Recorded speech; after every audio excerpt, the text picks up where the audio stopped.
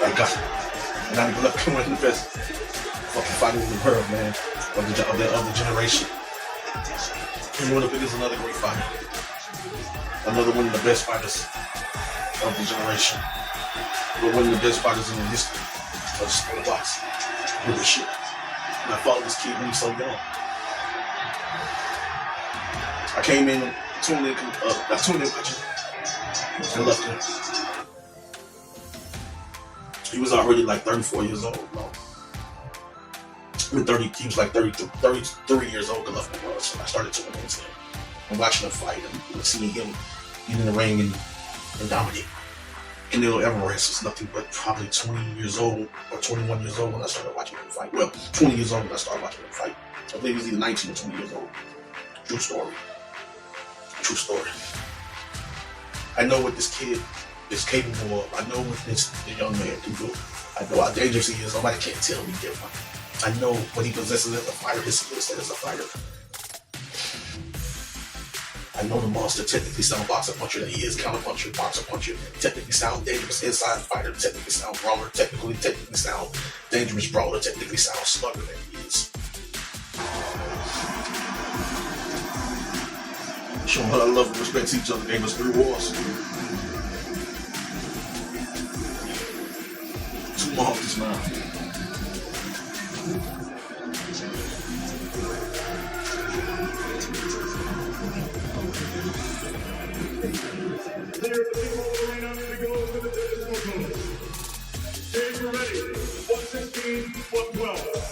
And so much love him, man. Really miss him in that ring, man. I'm looking against the young, Canelo Alvarez. And still, the undisputed super middleweight champion of the world, Saul Canelo.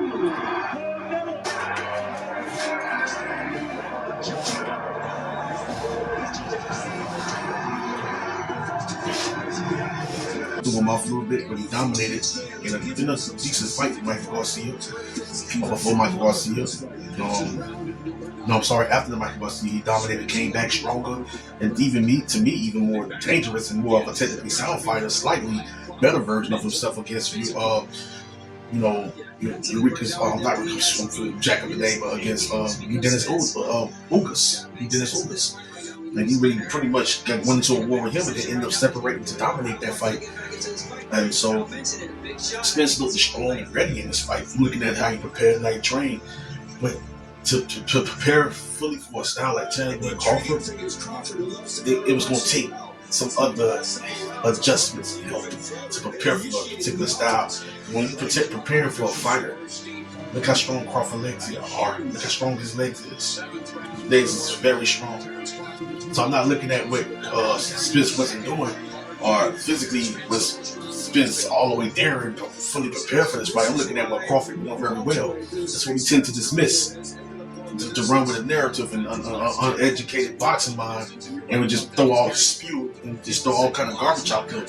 And I'm literally looking at how Crawford is being technically sound because everybody gonna get hit because he's talking about, who barely get hit in his defense.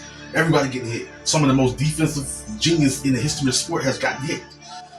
It's just levels. When you get to a certain level, you're gonna get hit. For the best fighters, so boom, Crawford jab it's coming fast. Ain't nobody throwing jabs as fast as this guy. I'm talking about fast, but it's perfectly timed. Crawford hit him with a hard, powerful jabs.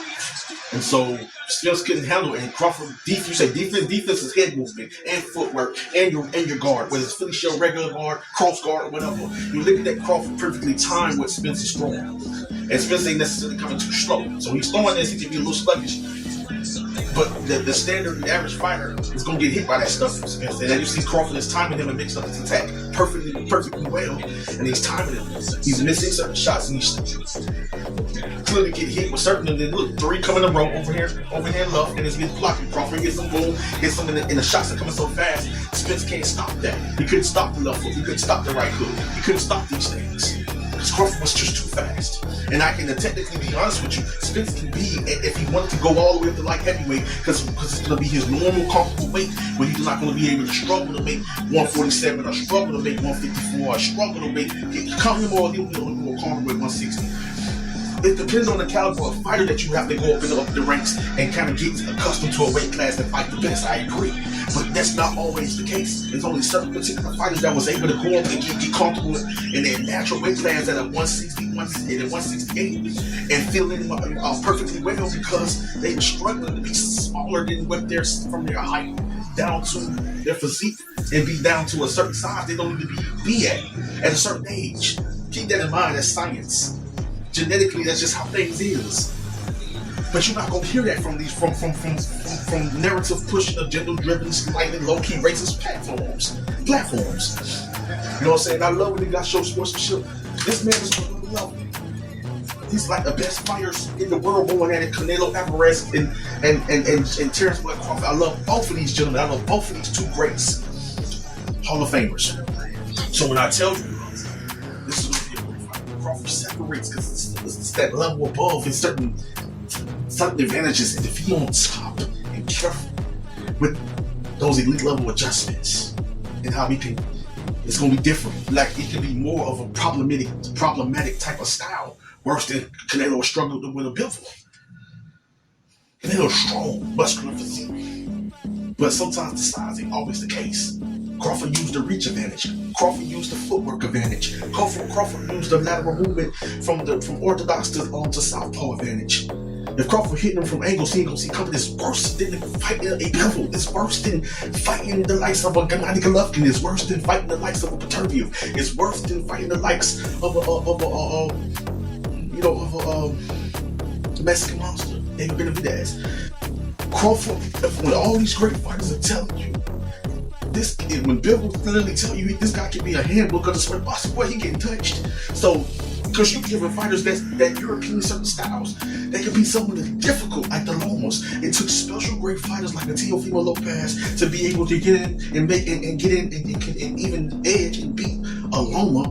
And though Loma was hesitant, being careful, but could have took a little bit more risk like he did in the later rounds, and he could have won the fight.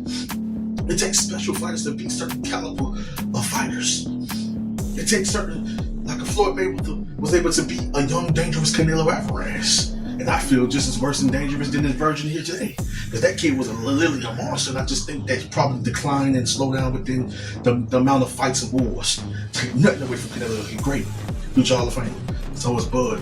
This magnitude of this fight is going to be bigger than any fight that comes next for Canelo. I'm telling you, it's not going to be nothing bigger. Now, if you said opposing styles, the one that can be massive when it comes to a culture. And then you got a lot of the other cultures that's going to come in and blend in because they're going to get an intriguing fight. Down the line will be a Canelo Alvarez on his way out, fighting the young Mexican monster David Benavidez. Those two styles, it's a crazy war. We get the similarities of the Gennady Golovkin and Triple G. We get similar ones slightly of a Daniel Jacobs and the Canelo Alvarez. You get slightly of what you've seen against always those wars he's been in. You know, against certain styles, you're gonna always get that, just like you got that slightly between Miguel Cotto and Canelo Alvarez. Certain styles always gonna make certain even more entertaining, intriguing, epic type of battles.